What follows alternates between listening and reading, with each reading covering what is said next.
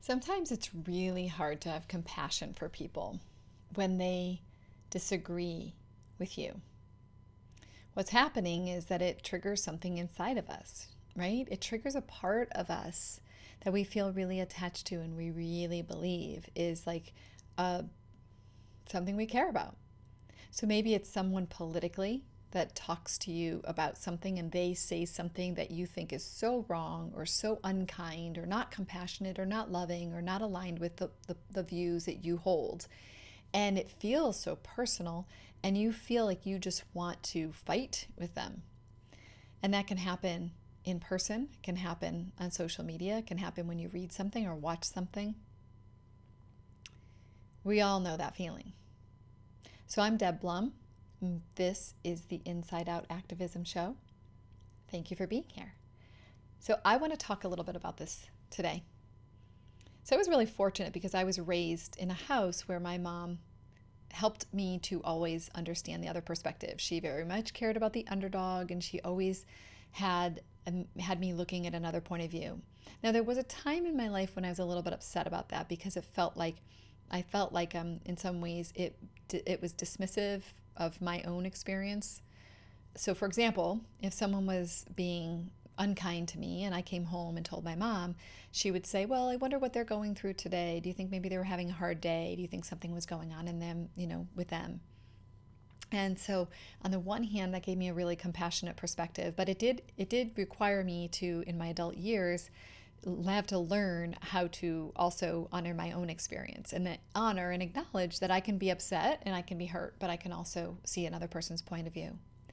The interesting thing is that over the years, what's happened to me is that as I do more of my trauma healing work and as I do more of my work in my own personal growth, it's funny because I do these days actually much more quickly feel that I can have compassion for someone else's point of view.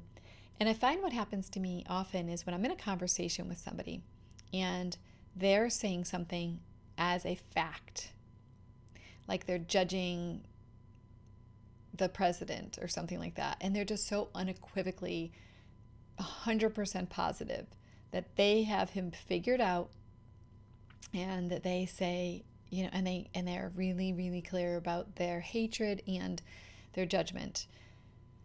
It's hard for me sometimes because I'm just not interested in playing those games anymore, because I know that the who I am right now and the who you are and who the president is really a product of many, many life circumstances.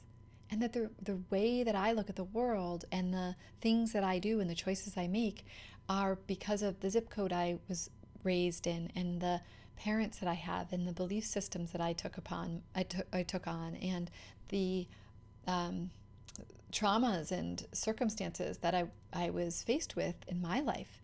And that if I were to take the time to sit down and understand another point of view and another person, I would probably understand why they think the way they think and why they believe the way that they believe. Because for the most part, we don't just come up with ways that we look at the world in a vacuum. It's because of our circumstances in our life, and it's because of our temperaments, and it's because of all kinds of things that came together to make us who we are.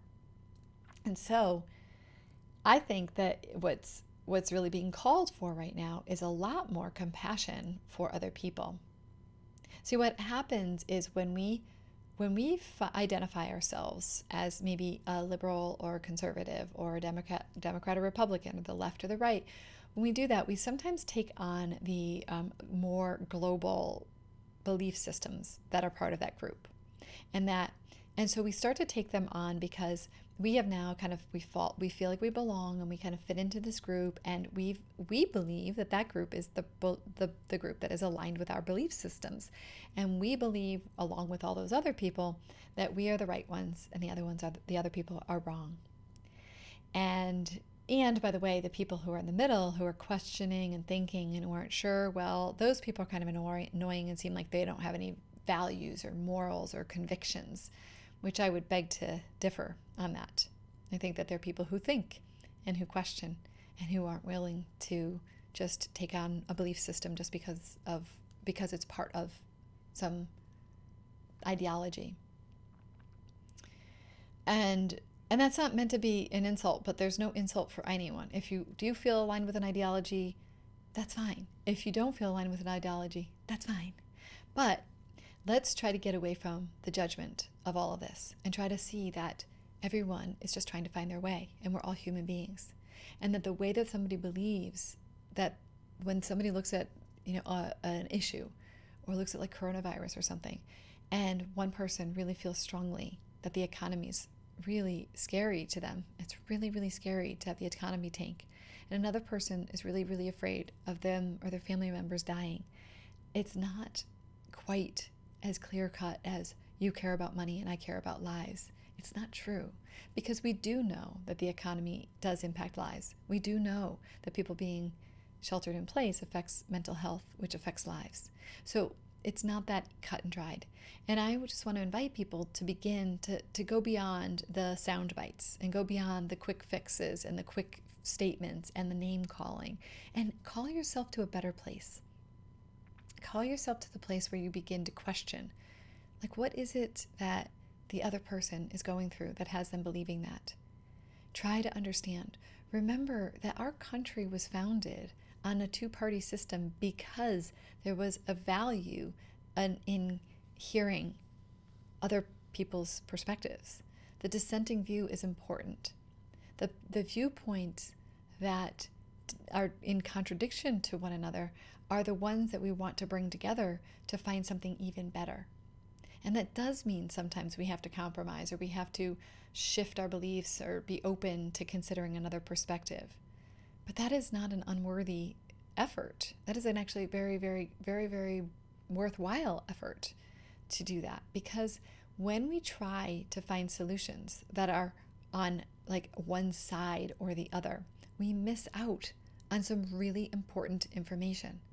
And when we label another as somehow being narrow-minded or insensitive or followers or whatever the words are that we use for it, we objectify them, we dehumanize them, and we make their voice invalid.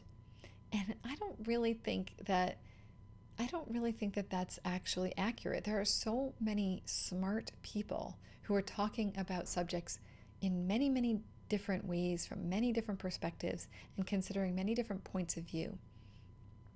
And so search those people out, if you will. See if you can find things that contradict what you think. Confirmation bias is powerful. Search to find something that's opposing your perspective. See if you can take that in. If you feel triggered by it, wonder, why am I triggered? The triggers are not there to tell you you're right. The triggers are there for you to get curious and to understand, why is it that you think you're right and you want to label someone else as wrong? What other things are possible that are going on in that moment? What can you explore within you?